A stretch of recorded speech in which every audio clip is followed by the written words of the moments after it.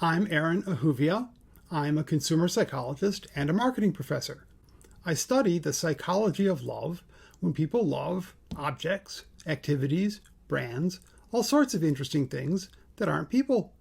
I'm also the author of The Things We Love. I love dumpling and noodle, as well as dumplings and noodles. Aww. I love my mountain bike. Aww. I love music. I've got like 50 favorite musicians, although my wife says, You can't have 50 favorites. That's not what favorite means. technically, she's right, but they're still all my favorite.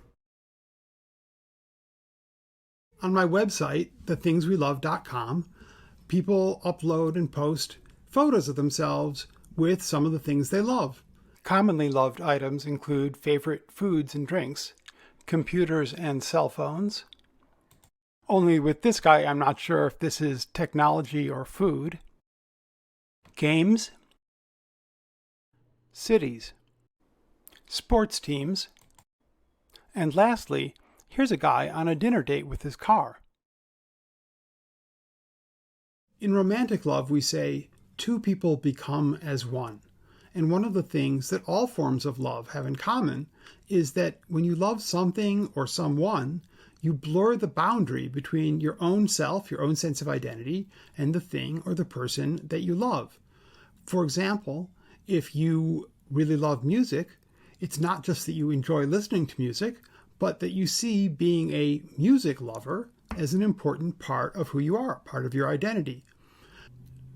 Scientific evidence for this comes in part from neuroscience studies, where they scan people's brains as the person thinks about a person they love, or a brand that they love, or some other object that they love. And what they find that all of these forms of love have in common is that they really activate the parts of the brain that deal with the person's own sense of identity.